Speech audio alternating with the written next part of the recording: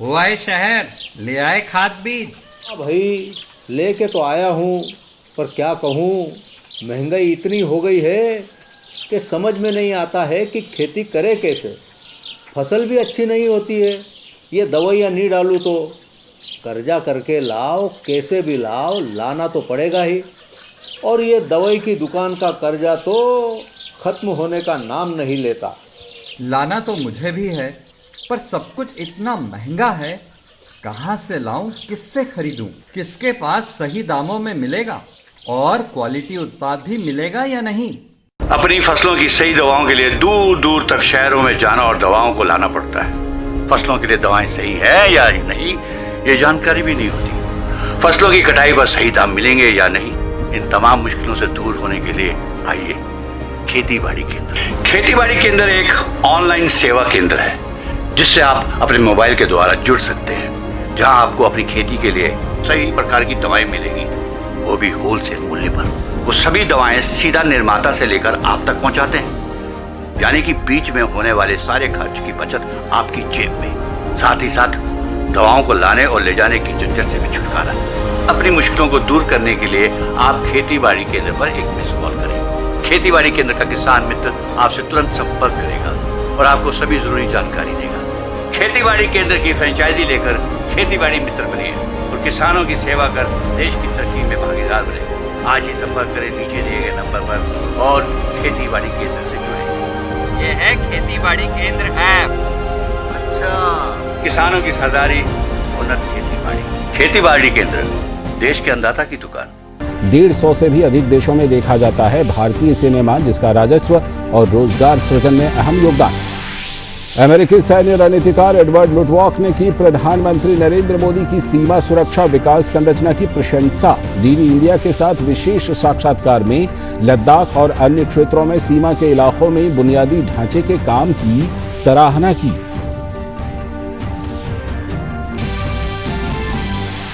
कर्नाटक में कोविड-19 की स्थिति की समीक्षा कर रही केंद्रीय स्वास्थ्य मंत्रालय की टीम ने की मुख्यमंत्री से मुलाकात। देश में कोरोना की रिकवरी दर बढ़कर हुई 61% से भी अधिक। 4,39,947 मरीज संक्रमण से मुक्त। देश में टेस्ट का आंकड़ा 1 करोड़ के पार। दुनिया भर में कोविड-19 से 1 करोड़ 15 लाख लोग संक्रमित। 5,36,000 लोगों की महामारी की चपेट में आने से हुई मौत। महामारी से सबसे अधिक प्रभावित अमेरिका में 29,35,000 से भी ज्यादा लोग संक्रमित। संयुक्त राष्ट्र महासचिव एंटोनियो गुटेरेस ने चिताया, कोरोना महामारी का गलत फायदा उठा रहे हैं आतंकवादी। कोरोना काल में दुनिया भर के देशों से सतर्कता बरतने की कही बात।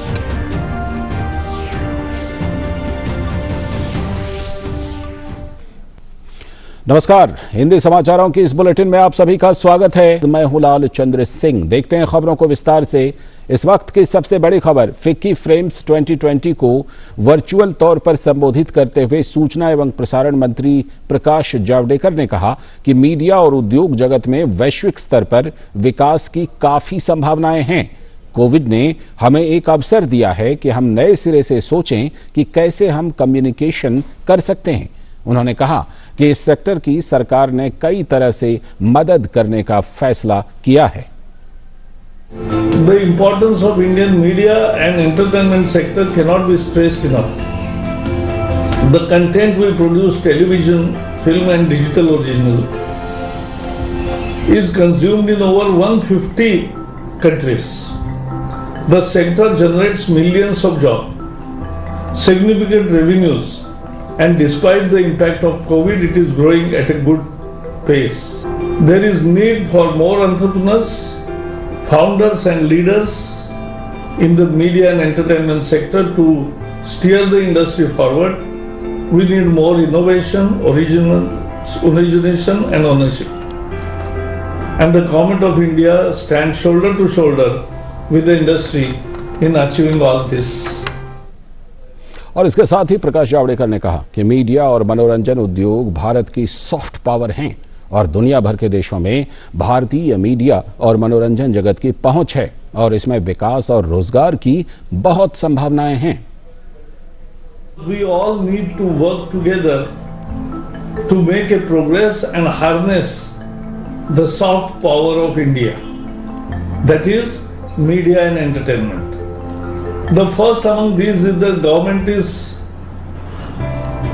coming up with the standard operating procedure for shooting films in India in the light of pandemic.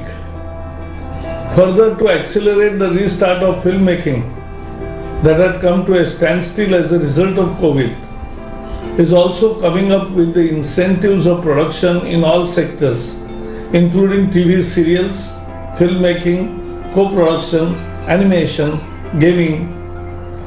Will be announcing these measures shortly. और वहीं इस मौके पर वित्त राज्य मंत्री अनुराग ठाकुर ने कहा कि भारत का मीडिया उद्योग काफी हद तक विज्ञापन पर निर्भर है, जबकि ग्लोबल स्तर पर ऐसा नहीं है। उन्होंने कहा कि ग्लोबल स्तर पर डिजिटल प्लेटफॉर्म बढ़िया कर रहे हैं और हमें देखना होगा कि कहां पर अवसर है। The industry is totally dependent on the advertisement, whereas globally if you could see, the major income comes from the distribution networks or from the payment which each consumer pays. We must align all of these to accelerate and create new avenues of growth and revenue. If we look at the value of global growth or the global market for creative goods, it has doubled from $208 billion in 2002 to $509 billion in 2015. India needs to have a bigger chunk of this pie. While we create volume, we must also create value. और इसके साथ ही अनुराग ठाकुर ने कहा कि FICCI के माध्यम से आप अपनी आवाज सरकार के साथ साथ उद्योग जगत और अंतरराष्ट्रीय मंच तक पहुंचा सकते हैं। That our media drives consumer choices and consumerism, and can we project our soft power such as yoga, Ayurveda, ancient medicine, science, performing arts, crafts, textiles, and so on. I think there is huge potential to showcase India's soft power. I'm sure FICCI is the platform through which you can put across your voice, you can reach out to the government, reach out to the various other industries. रुक करते हैं एक और बड़ी खबर का। DD India के साथ एक विशेष साक्षात्कार में अमेरिकी सैन्य रणनीतिकार एडवर्ड टुटवॉक ने प्रधानमंत्री नरेंद्र मोदी की सीमा सुरक्षा विकास संरचना की प्रशंसा की। उन्होंने कहा कि भारत के पास जापान, यूएस और इजराइल जैसे सहयोगी देश हैं, लेकिन चीन के पास केवल एक पाकिस्तान है। Modi is focused on infrastructure. I mean, I'm not a pro-Modi person. I'm not an anti-Modi person. But his focus on infrastructure is very real. India has allies. China does not have allies, only Cambodia, because the Cambodians are squeezed by the Vietnamese. And the other ally it has is Pakistan. Since we've had Pakistan as an ally, I can tell you that having an ally like Pakistan is borderline. और अमेरिकी सैन्य रणनीतिकार ने लद्दाख और LAC के आसपास के क्षेत्रों में बुनियादी ढांचे में सुधार के लिए किए जा रहे काम की भी प्रशंसा की। उन्होंने इसे शक्ति के संतुलन में बदलाव करार दिया। The expansionist pressure in general is not a tactical thing. It has a tactical expression, in some specific place. And as we all know, one part of the story is that finally, India is providing infrastructure in those areas and quite changing the अगली खबर, केंद्रीय स्वास्थ्य मंत्रालय की एक team आज कर्नाटक के दौरे पर है। टीम आज कोविड-19 की स्थिति का जायजा लेने के लिए बेंगलुरु में है। मुख्यमंत्री BS येदियुरप्पा ने अपने आधिकारिक आवास पर केंद्रीय टीम के साथ बैठक की। महानगरों में तेजी से फैल रहे कोरोना की स्थिति की समीक्षा करने के लिए केंद्रीय स्वास्थ्य मंत्रालय ने 5 टीमों का गठन किया है। राज्य द्वारा किए जा रहे सार्वजनिक स्वास्थ्य उपायों की समीक्षा के साथ साथ ये टीमें राज्य को तकनीकी सहायता भी प्रदान करेंगी। बेंगलुरु में पिछले कुछ दिनों में संक्रमण में तेजी देखने को मिली है। ऐसा प्रतिदिन कोविड-19 की जांच दर को 2 गुना करने की वजह से हुआ है। सोमवार को कर्नाटक में 1843 नए संक्रमण के मामले आए, जिनमें 981 मामले सिर्फ बेंगलुरु शहर में ही थे। सरकार ने प्रतिदिन कोविड टेस्टिंग की संख्या 15,000 से बढ़ाकर 25,000 कर दी है। बेंगलुरु के अलावा अन्य केंद्रीय टीमें मुंबई, अहमदाबाद, चेन्नई, कोलकाता और दिल्ली में कोविड-19 की स्थितियों की समीक्षा कर रही हैं। और दुनिया के तमाम देश इस वक्त कोरोना के खिलाफ जंग लड़ रहे हैं। भारत ने भी कोरोना संक्रमण की रफ्तार को रोकने के लिए तमाम कदम उठाए हैं। इन प्रयासों की बदौलत कोरोना की लड़ाई जीतने वाले लोगों की संख्या बढ़ी है। हालांकि कुछ राज्यों में कोरोना संक्रमण फैलने के मामले भी तेजी से बढ़ रहे हैं। देश में इस वक्त 2,59,000 से ज्यादा लोग कोरोना से संक्रमित हैं, लेकिन अच्छी बात यह है कि 4,39,000 से भी ज्यादा लोग इलाज के बाद स्वस्थ हो चुके हैं। कोरोना के कारण देश में 20,160 लोगों की मौत भी हुई है। महाराष्ट्र, तमिलनाडु, दिल्ली, तेलंगाना और कर्नाटक उन राज्यों में से हैं जहां एक ही दिन में रिकॉर्ड मामले सामने आ रहे हैं।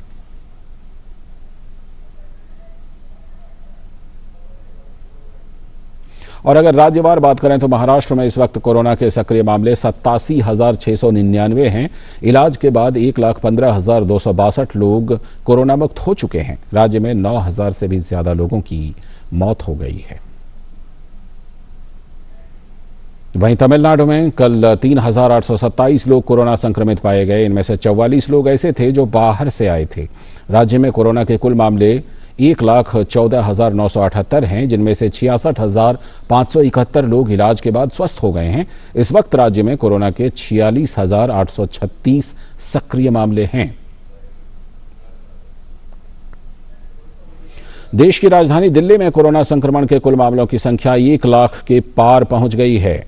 हालांकि राहत की बात यह है कि 72,000 से भी ज्यादा लोग इलाज के बाद स्वस्थ हो चुके हैं। कल दिल्ली में कोरोना संक्रमण के 1,379 नए मामले सामने आए। इस वक्त दिल्ली में कोरोना के 25,600 से भी ज्यादा सक्रिय मामले हैं और 3,000 से भी ज्यादा लोगों की कोरोना संक्रमण के कारण मौत हो गई है। वहीं कर्नाटक में कल कोरोना के 1,843 नए मामले सामने आए। राज्य में कोरोना के 14,389 सक्रिय मामले हैं। कुल 10,527 लोग इलाज के बाद स्वस्थ होकर घर जा चुके हैं।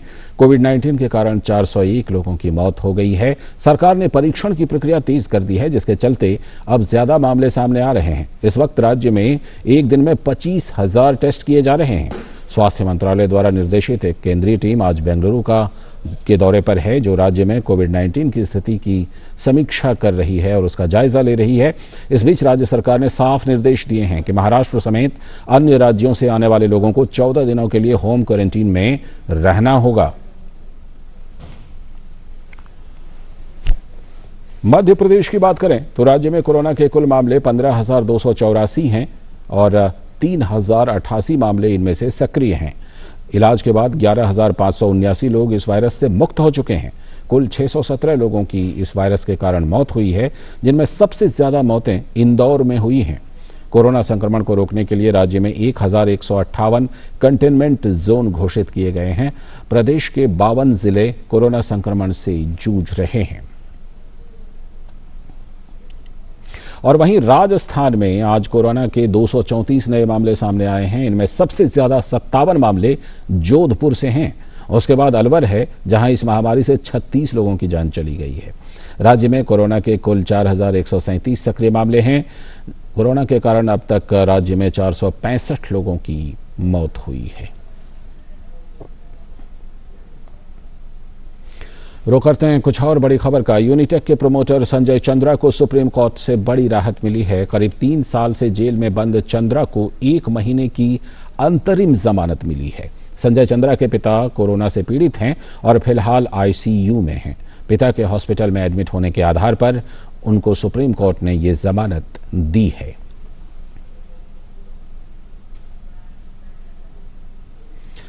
अगली खबर, सड़कों और राष्ट्रीय राजमार्गों की गुणवत्ता में सुधार के लिए भारतीय राष्ट्रीय राजमार्ग प्राधिकरण ने देश के सभी राजमार्गों का प्रदर्शन मूल्यांकन और रैंकिंग करने का निर्णय लिया है।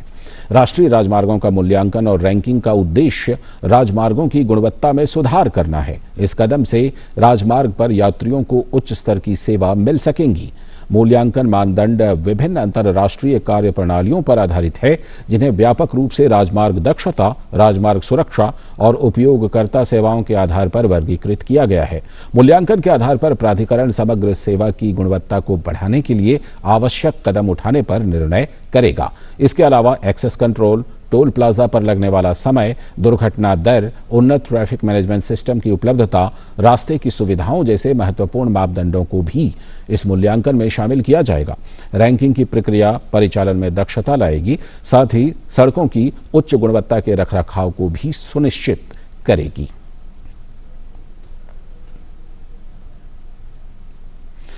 देश भर में विश्वविद्यालयों और शैक्षणिक संस्थानों में सालाना परीक्षाएं आयोजित कराने को मंजूरी मिल गई है। गृह मंत्रालय ने केंद्रीय उच्च शिक्षा सचिव को लिखे पत्र में विश्वविद्यालयों और संस्थानों द्वारा परीक्षा आयोजित करने की अनुमति दे दी है। विश्वविद्यालयों के लिए परीक्षा और शैक्षणिक कैलेंडर पर यूजीसी के दिशा निर्देशों का पालन करना होगा। साथ ही परीक्षा अनिवार्य रूप से केंद्रीय स्वास्थ्य और परिवार कल्याण मंत्रालय द्वारा अनुमोदित मानक संचालन प्रक्रिया यानी कि एसओपी के अनुसार ही होगी।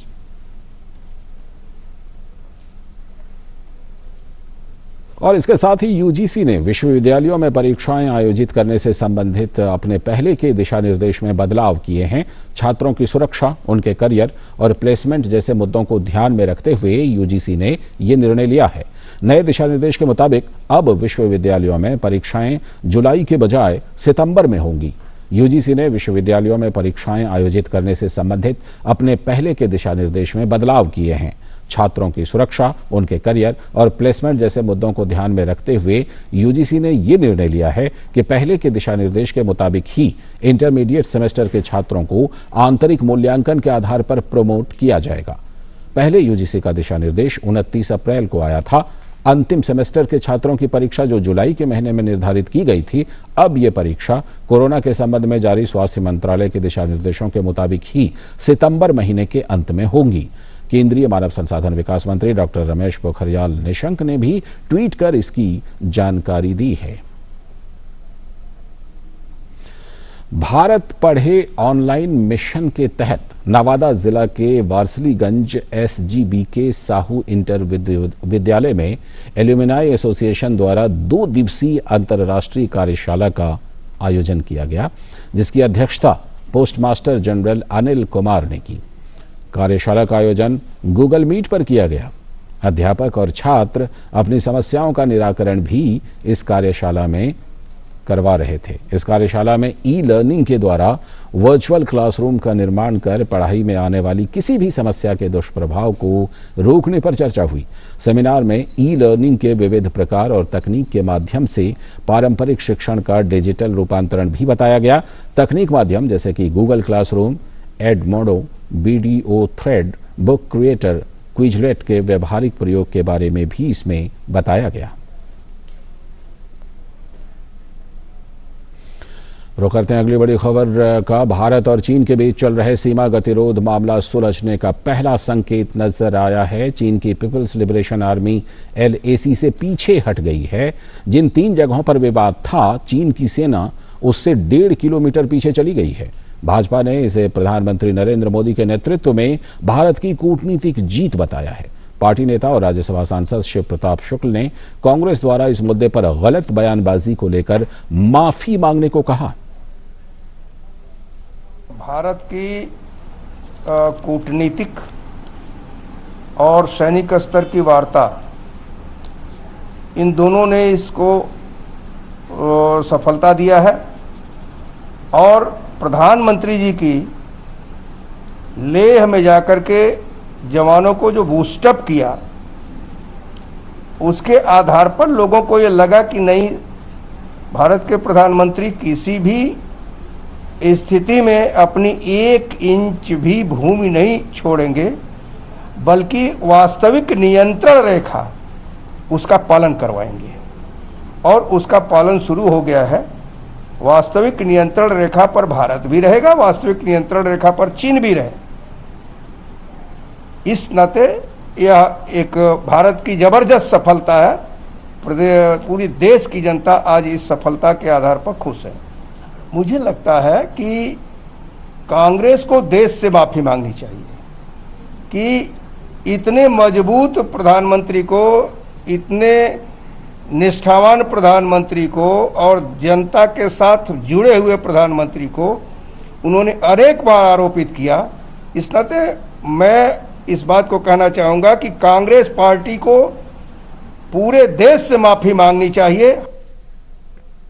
और वहीं समाजवादी पार्टी के नेता अभिषेक मिश्रा ने भी भारत की कूटनीतिक जीत पर कहा कि समाजवादी पार्टी प्रधानमंत्री नरेंद्र मोदी और भारत सरकार के साथ खड़ी है।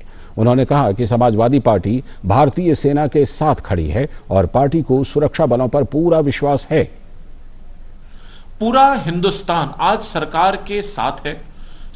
कोई भी सरकार का कदम हो इस देश की सुरक्षा के लिए, इस देश की संप्रभुता को बचाने के लिए, हमारी आर्म फोर्सेस को मजबूत करने के लिए, आर्म फोर्सेस के मोटिवेशन के लिए, आर्म फोर्सेस का मोराल बढ़ाने के लिए, आर्म फोर्सेस को सुसज्जित करने के लिए समाजवादी पार्टी उसके हक में है, पक्षधर है। तो ये जो सच्चाई हो इसको माननीय प्रधानमंत्री जी को बताना चाहिए, उनका एक बयान आना चाहिए कि सच में स्थिति क्या है बॉर्डर पे। समाजवादी पार्टी देश के मुद्दे पे अपनी आर्म फोर्सेस के साथ खड़ी है, हर जवान के साथ खड़ी है।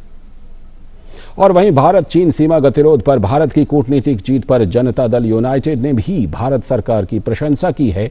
पार्टी के नेता अजय आलोक ने खुशी जताते हुए प्रधानमंत्री नरेंद्र मोदी और रक्षा मंत्री राजनाथ सिंह को बधाई दी है।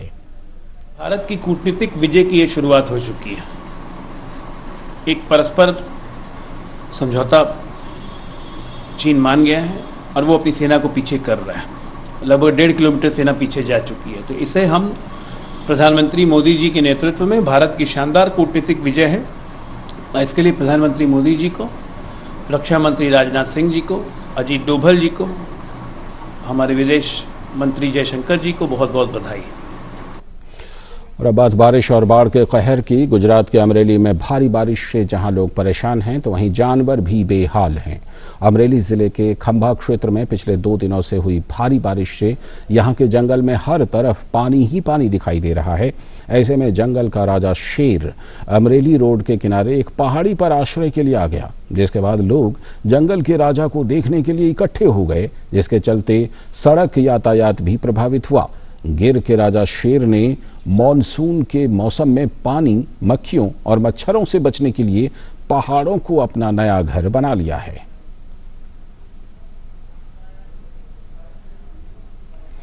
अगली खबर, मराठा आरक्षण की संवैधानिकता को चुनौती देने वाली याचिकाओं पर सुप्रीम कोर्ट रोजाना सुनवाई करेगा। अदालत ने कहा कि इस संबंध में वो अगले महीने सुनवाई की तारीख तय करेगी। कोर्ट ने पक्षकारों से कहा कि वो इस संबंध में अपनी लिखित दलीलें और बहस की समय सीमा दाखिल करें। पिछली सुनवाई में महाराष्ट्र सरकार को सुप्रीम कोर्ट से बड़ी राहत मिली थी, जब मराठा आरक्षण पर अंतरिम रोक लगाने से सुप्रीम कोर्ट ने इनकार कर दिया था।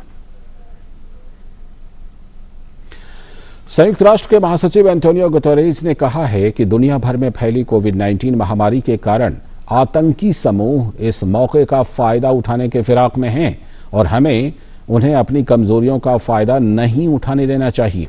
न्यूयॉर्क में आतंक रोधी सप्ताह के वर्चुअल कार्यक्रम के उद्घाटन सत्र में उन्होंने कहा कि आज दुनिया एक बेहद गंभीर दौर से गुजर रही है। देशों की स्वास्थ्य प्रणाली पर कोरोना महामारी का बेहद खराब असर हुआ है। गुतेरेस ने उम्मीद जताई कि ऐसे में जब देश अपनी अर्थव्यवस्था को फिर से मजबूत करने की कोशिशों में जुटे हैं और कोरोना जैसे वैश्विक संकट से जूझ रहे हैं, आतंकी चुनौतियों का भी हम मिलकर सामना करने के लिए एक राय पर सहमत होंगे। उन्होंने कहा कि IS, अल-कायदा और कई अन्य आतंकी संगठन स्थानीय संघर्ष और क्षेत्रों में शासन की नाकामी का फायदा उठाने की ताक में हैं, लेकिन हमें ऐसा नहीं होने देना चाहिए। संयुक्त राष्ट्र महासचिव ने कहा कि वायरस की तरह तरह ही आतंकवाद भी सीमाओं को नहीं पहचानता।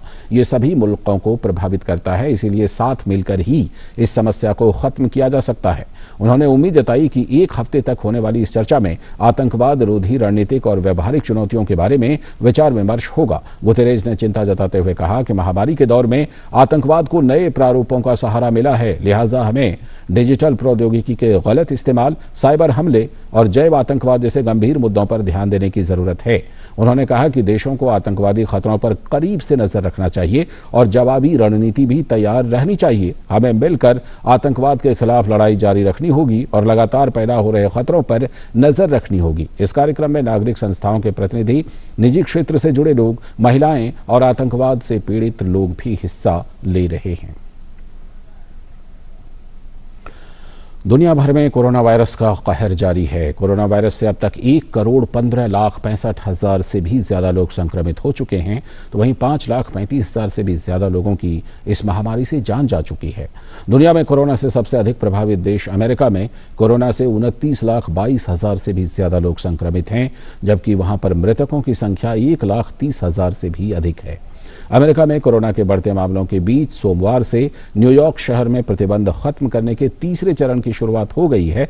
हालांकि दूसरे प्रांतों से आ रहे संक्रमण के मामलों को देखते हुए फिलहाल रेस्टोरेंट के अंदर बैठकर खाने की अनुमति नहीं दी गई है। न्यूयॉर्क प्रांत के गवर्नर एंड्रू कुओमो ने लोगों से शारीरिक दूरी, हाथों को सैनिटाइज करने और मास्क पहनने का अनुरोध किया है। तो ये अमेरिका में कोरोना से 29,22,000 से भी ज़्यादा लोग संक्रमित हो गए हैं। न्यूयॉर्क शहर में प्रतिबंध खत्म करने की तीसरे चरण की शुरुआत हुई है।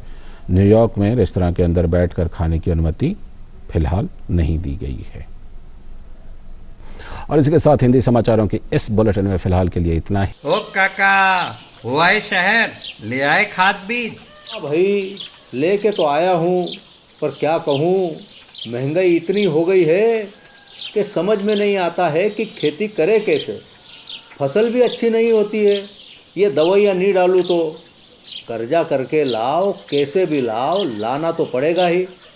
और ये दवाई की दुकान का कर्जा तो ख़त्म होने का नाम नहीं लेता। लाना तो मुझे भी है, पर सब कुछ इतना महंगा है, कहाँ से लाऊं, किससे खरीदूं, किसके पास सही दामों में मिलेगा और क्वालिटी उत्पाद भी मिलेगा या नहीं। अपनी फसलों की सही दवाओं के लिए दूर दूर तक शहरों में जाना और दवाओं को लाना पड़ता है। फसलों के लिए दवाएं सही है या नहीं, ये जानकारी भी नहीं होती। फसलों की कटाई पर सही दाम मिलेंगे या नहीं, इन तमाम मुश्किलों से दूर होने के लिए आइए खेती बाड़ी केंद्र।